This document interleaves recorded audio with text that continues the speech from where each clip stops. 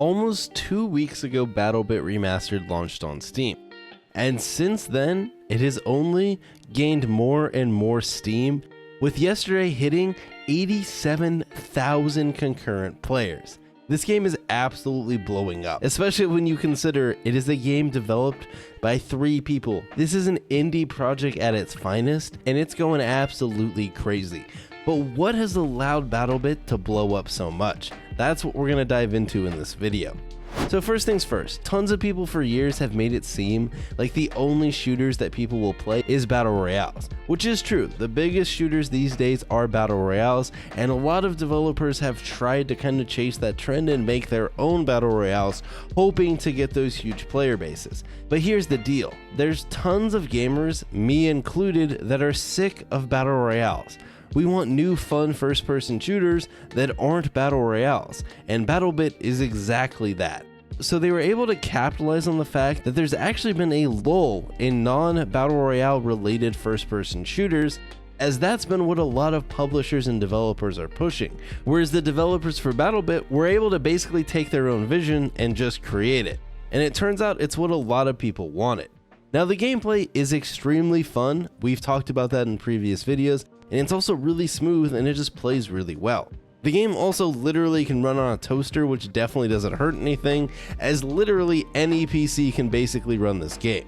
Another thing that's really helping BattleBit, it takes that camaraderie that you get in a milsim shooter like Hell Let Loose or Squad, but unlike in those games where those are comboed with more hardcore mechanics and they're really slow and not as fun for your average gamer, BattleBit combos that camaraderie with more arcadey style gameplay that your average FPS fan can get into. You can just pick up BattleBit and play it and have a lot of fun, and do that all while talking in proximity chat to all your teammates, all your squad mates, and even the enemies. It is an absolute blast, and it's really kind of a throwback to older times for me, where games used to seem so much more social.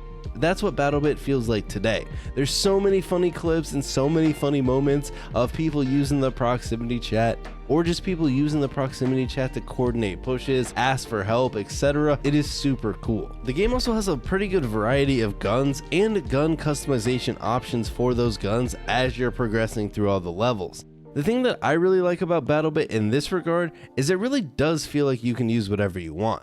Sure, there's the strongest gun or the meta loadouts, but unlike a game like Call of Duty where it basically feels like you kind of have to use the meta loadout if you're playing something like Warzone, in BattleBit you kind of just use whatever you want and you'll probably still do fine.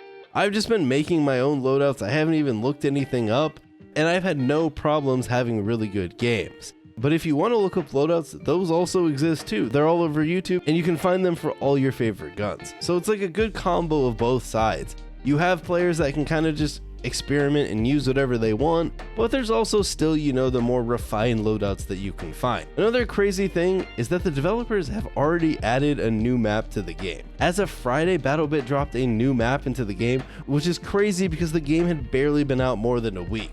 Which is even crazier when you consider how long it takes some of the AAA games to add maps into their game. This game did it in about a week. Now obviously with the graphics style, it is probably easier to create new maps in a game like this than in something that is a lot more graphically intense, but at the end of the day, the people playing the game don't care about that. They just want new content, and that's exactly what they got.